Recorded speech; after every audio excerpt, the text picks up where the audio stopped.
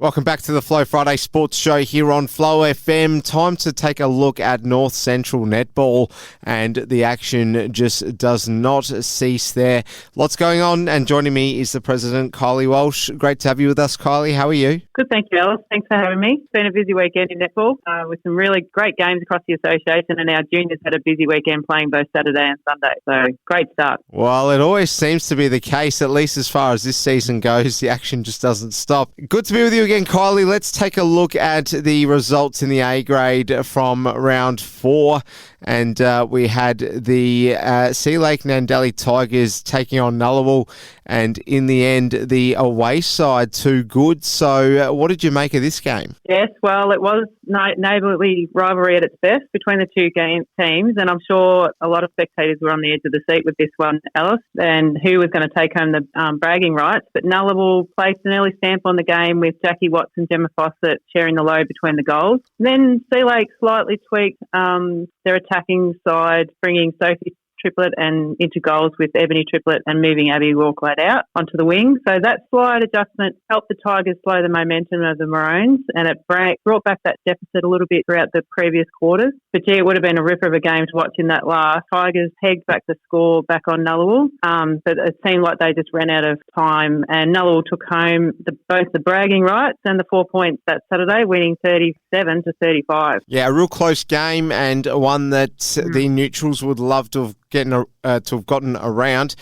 Let's take a look at Donald hosting Boort. In the end, Boort too good, 44-61. Still a competitive showing from Donald though, and that's what they'll take into this weekend's game as far as encouragement goes. Oh, absolutely. I don't think the final score reflects the game itself. Like I mentioned last week, I just hope the Donald squad takes away really positive from playing the top of the ladder Boort and learn just from their errors and just helps with their continual growth. Both teams seem to settle, were consistent through their team structures, but Boort were obviously too strong across the 4 quarters, winning 61-44, like you said. Wycheproof-Narraport taking on Birchip at home.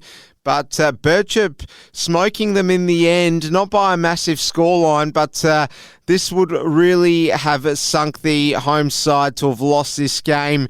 And they'll have their tails between their legs going into this weekend's game, the Wycheproof-Narraport girls, Kylie. Yeah, well, I predicted it would be a close game, and it was a really good game to watch. It was fast and tough game physically for all players. Wycheproof-Narraport were a bit more confident in their combinations the majority of the game, whilst Birchip-Watchem tended to tweak a few roles and test out what worked best for them. And the scoreboard certainly told the story through the middle of the game that was certainly very even. But Birchip-Watchem really put their foot down in the final quarter and found their right click on the court, and that's where the final win was, with the 49-36 win for Birchip-Watchem. Charlton too good for St Arnaud. It feels weird talking about a home side that won in this round, Kylie.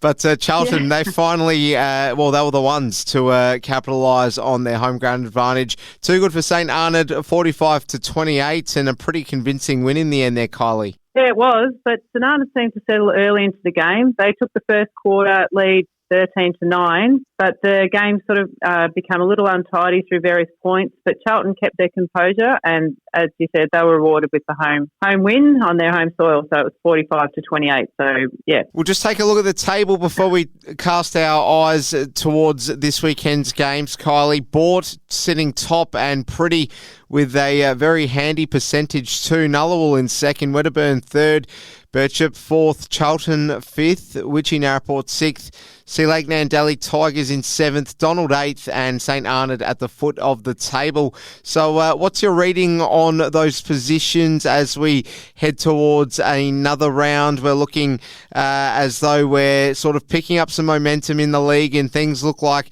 we're starting to get a bit of an indication as to who's going to be competing for those final spots as we head in towards round 5. Yeah, that's right. I think the buys are still playing a role in the ladder. As you mentioned, with with the sittings at the moment. Nullarbor and Wedderburn have had a bye, so that placed them second and third respectively. But it's very, very close in that top four placing. So once we get through that first round, I think that it'll really make stead of what's happening throughout the association. But yeah, it's great for our netball to have such a close ladder at this stage. Do you feel as though the bye rounds sort of been better than not having a bye round? Better to have more teams in the competition, mix it up a bit more? What do you reckon? Oh, absolutely, Ellis. It's wonderful to have Null into our association, and just having a team a bye, it enables all the flow of a season to continue without having full club buys. So it's nice to have that weekend. We can go and have a sticky beak at other games and see what's ahead of us. So it's nice to go and have a sneaky look. But it's certainly been welcome having Nullarbor into the association. Well, speaking of buys, Sea Lake Nandali, the Tigers, they'll sit out this weekend. So let's look at tomorrow's games. We've got St Arnaud, they host Wycheproof-Narraport. This will be a good game because both these sides coming off losses, they'll be desperate for the results to go their way in the end here, Kylie. Oh, absolutely. I think despite St Arnaud having a home game advantage as such, I think Wycheproof-Narraport will gather from last week and be too strong for St Arnaud with a comfortable win in the end. Birchip-Watchem at home to Donald. This will be another tasty one. Oh, I think so. I don't think Birchip-Watchem can relax with this game. Donald will be strong and challenging, but I think Birchip-Watchem will come home with the win at the end. Boort up against Wedderburn. I don't think this is a case at all of Boort being able to just assume that they'll get the job done. I don't think it's a foregone conclusion. I think we might get a bit of fight from Wedderburn. What do you reckon? Oh, absolutely. This is going to be a fast game between the top of the ladder Boort and third place Wedderburn.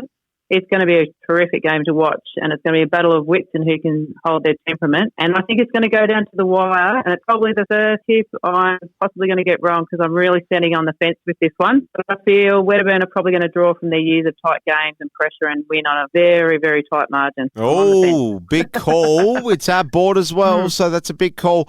Let's talk about the newbies. Nullarbor, they keep surprising. They're at home to Charlton, who won't be an easy beat though, Kylie. No, they won't. And it's going to be a challenging game for Nullarbor because they're probably not aware of Charlton's combinations, height and so forth. So it will be an interesting game to watch to see how Nullarbor nut out the combinations of Charlton, and the same goes with Charlton getting the feel of Nullabor's great combination. So it's going to be a close game, but I think Nullarbor is going to take home the goods at home. All right, well, before we let you go, Kylie, let's talk about some other updates. Firstly, it's Pink Round this weekend.